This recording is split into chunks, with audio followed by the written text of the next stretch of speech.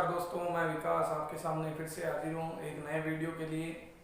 आज हमारा topic class 12th accounting से रिलेटेड है, जिसमें वीडियो की सीरीज में ये मेरा तीसरा वीडियो है, पार्टनरशिप।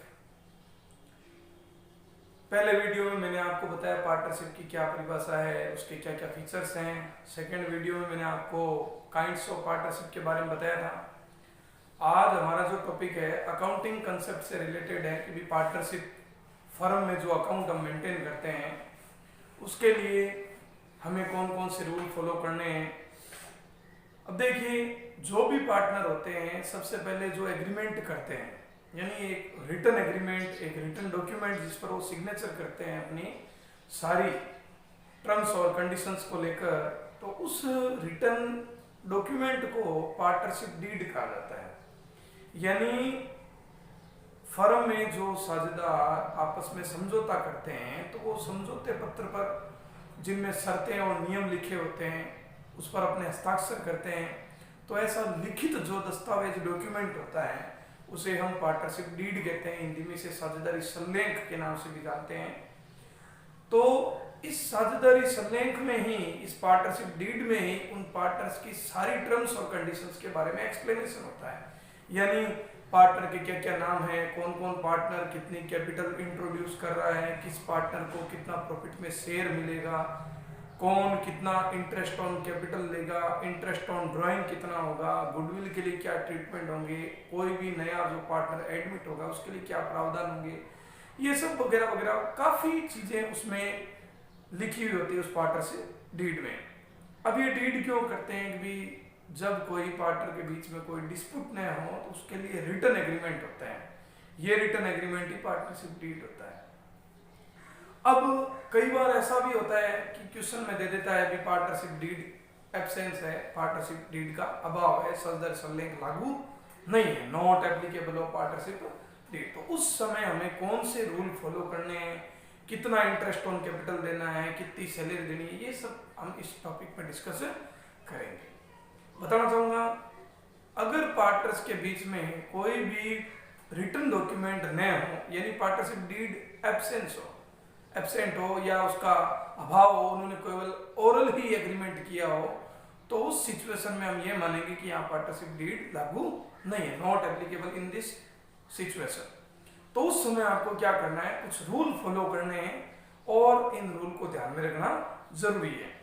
अब देखिए, रूल पहला है प्रॉफिट शेयरिंग रेशियो से रिलेटेड। यानी अगर पार्टनरशिप डीड लागू नहीं है तो उस समय प्रॉफिट और लॉस पार्टनर किस रेशियो में डिवाइड करेंगे, किस अनुपात में वो अपना लाभ हानि बांटेंगे। अगर पार्टनरशिप डीड में क्लियर लिखा हुआ है कि भी ए बी सी पार्टनर है, वो इस रेशियो में प्रॉफिट बांटेंगे तो वो उसी रेशियो बांटेंगे। लेकिन अब ये हमारा टॉपिक क्या है कि जब पार्टनरशिप डीड लागू नहीं हो, नॉट एप्लीकेबल, उस समय आपको क्या ध्यान रखना है कि प्रॉफिट शेयरिंग जो रेशियो है वो हमेशा इक्वल होगा, इक्वल रेशियो। यानी सभी साझेदार जितने भी पार्टनर्स हैं वो सारे जितने भी प्रॉफिट है उस प्रॉफिट को इक्वल रेशियो में डिवाइड करेंगे। अगर मान लीजिए दो पार्टनर हैं ए और बी, तो वो अपना जो प्रॉफिट है वो 1:1 में डिवाइड करेंगे। अगर मान लीजिए सी भी है तो वो 1:1 हो जाएगा, उसके 3 पार्टीशन हो जाएंगे। यानी in absence of partnership deed profit sharing ratio should be equal ratio, यानी लाभ और हानि अनुपात बराबर होगा। सभी साझेदार लाभ और हानि को, प्रॉफिट और लॉस को बराबर समान अनुपात में डिवाइड करेंगे। ये हमारा रूल था 1 नंबर, प्रॉफिट शेयरिंग रेशियो से रिलेटेड। दूसरा है हमारा इंटरेस्ट ऑन कैपिटल से रिलेटेड। इंटरेस्ट ऑन कैपिटल क्या होता है बता देता हूं। देखिए, सबसे पहले पार्टनर जिस फर्म में, जिस बिजनेस में अपनी जो कैपिटल इंट्रोड्यूस करते हैं, सबसे पहली बार जो पैसा लगा तो उसे हम कैपिटल कहते हैं। अब उस कैपिटल पर फर्म एक इंटरेस्ट देती है, यानी कैपिटल पर ब्याज। अब मान लीजिए पार्टनरशिप डीड में लिखा हुआ भी 10% में इंटरेस्ट देना है, 15 देना है, 20 देना है, तो उस डीड के अनुसार दिया जाएगा। लेकिन अगर मान लीजिए पार्टनरशिप डीड में इस संबंध में कोई भी प्रोविजन नहीं है, इस संबंध में कोई भी प्रावधान नहीं है, या पार्टनरशिप डीड लागू ही नहीं है, ये नॉट एप्लीकेबल। तो उस सिचुएशन में आपको क्या करना है, कोई भी इंटरेस्ट ऑन कैपिटल की सिचुएशन लागू नहीं होगी, यानी इंटरेस्ट ऑन कैपिटल नहीं दिया जाएगा। तो कोई भी पार्टनर इंटरेस्ट ऑन कैपिटल के लिए क्लेम नहीं कर सकता। क्यों? क्योंकि पार्टनरशिप डीड जब एब्सेंट हो या नॉट एप्लीकेबल हो, उस समय interest on capital not allowed to the partner. No interest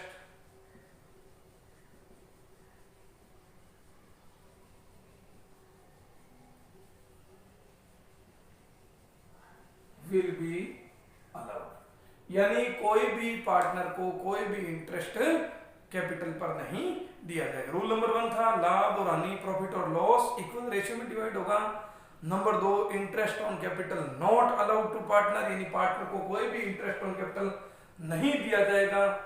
third है सैलरी, बोनस और रेम्यूनरेशन, यानी अगर पार्टनरशिप डीड लागू नहीं है तो कोई भी पार्टनर सैलरी के लिए, बोनस के लिए, किसी भी प्रकार के कमीशन के लिए या रेम्यूनरेशन के लिए फर्म से क्लेम नहीं कर सकता। विदाउट पार्टनरशिप डीड किसी भी साझेदार को, किसी भी पार्टनर को कोई भी रेम्यूनरेशन नहीं दिया जाएगा। तो थर्ड रूल है सैलरी, बोनस और remuneration not to be allowed to the partner, किसी भी साझेदार को सैलरी, बोनस, रेम्यूनरेशन नहीं मिलेगा, चाहे फर्म का कितना ही प्रॉफिट क्यों ना हो। अब फोर्थ सिचुएशन है हमारी, फोर्थ रूल है इंटरेस्ट ऑन ड्रॉइंग।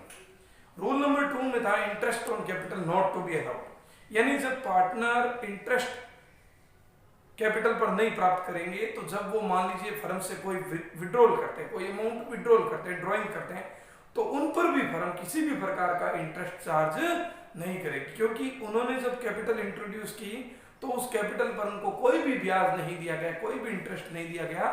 तो इस सिचुएशन में जब वो विड्रॉल करेंगे, कोई भी अमाउंट ड्राइंग करेंगे, तो फर्म भी उन पर किसी भी प्रकार का इंटरेस्ट ऑन ड्राइंग चार्जेस नहीं करेगी in absence of partnership deed, यानी नो इंटरेस्ट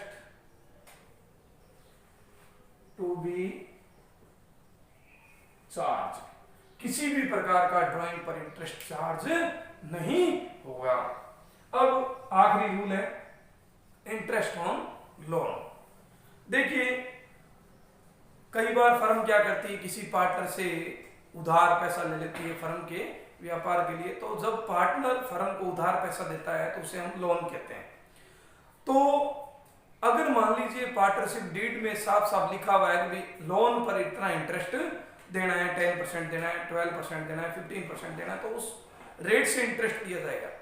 लेकिन अगर कोई भी इंफॉर्मेशन नहीं है या पार्टनरशिप डीड लागू नहीं है, तो उस सिचुएशन में जो भी पार्टनर ने फर्म को लोन दिया है, उस लोन पर 6% पर एनम, यानी वार्षिक की दर से ब्याज दिया जाएगा। यानी लोन के संबंध में कोई इंफॉर्मेशन हो या नहीं हो, 6% पर एनम की दर से, रेट से प्रत्येक पार्टनर को उसके दिए गए लोन पर ब्याज दिया जाएगा। ये रूल थे हमारे पार्टनरशिप डीड के अभाव में। साझेदारी संलेख जब अभाव हो, जब वो लागू नहीं हो, नॉट एप्लीकेबल हो, तो उस सिचुएशन में हमें ये 5 रूल फॉलो करने पड़ेंगे। एक बार फिर से रिवाइज कर रहा हूँ, लाभ और हानि, प्रॉफिट और लॉस जो है वो बराबर डिस्ट्रीब्यूट होगा। इंटरेस्ट ऑन कैपिटल किसी पार्टनर को अलाउड नहीं होगा, किसी भी पार्टनर को इंटरेस्ट ऑन कैपिटल नहीं दिया जाएगा, ना उनसे ड्राइंग पर कोई भी ब्याज चार्ज होगा, और सैलरी, बोनस, रेम्यूनरेशन, किसी भी प्रकार का जो कमीशन वगैरह है वो भी पार्टनर को नहीं दिया जाएगा, चाहे वो एक्टिव हो, चाहे वो साइलेंट पार्टनर हो, स्लीपिंग पार्टनर हो। और इंटरेस्ट ऑन लोन पर 6% पर एनम वार्षिक की दर से, यानी साल का 6% ब्याज दिया जाएगा। अब कई बार एमसीक्यू क्वेश्चन आ जाता है कि पार्टनरशिप डीड में लोन पर रेट क्या होती है, तो 6% पर एनम भी बोल सकते हो और 0.5% पर मंथ भी बोल सकते हो, यानी 0.5%, 0.50% हर महीने का। एक महीने का 0.50% है तो 2 महीने का 1% और 12 महीनों का 6%, 6% पर एनम और 0.5% पर मंथ भी बोल सकते हैं। इन 5 रूल के अलावा भी 2 ऐसे रूल भी हैं जो पार्टनरशिप डीड लागू नहीं होने पर लागू होते हैं। यानी नंबर 1, कोई भी पार्टनर चाहे पार्टनरशिप डीड में लिखा हुआ हो या नहीं हो, वो फर्म की जितनी भी बुक्स है, अकाउंट बुक है, उसको देख सकता है, उनकी कॉपी ले सकता है। कोई भी मान लो नया पार्टनर जब एडमिट हो तो उस एडमिशन के लिए सभी साझेदारों की कंसेंट यानी उनकी सहमति होनी जरूरी है। ये रूल थे हमारे पार्टनरशिप डीड के अभाव में लागू होने वाले नियम, यानी rules applicable to partnership deed when partnership deed is silent, when partnership deed लागू नहीं होने पर। तो इस वीडियो में इतना ही। मैं विकास इन्हीं शब्दों के साथ आपसे अलविदा लेता हूँ। जय हिंद, जय भारत।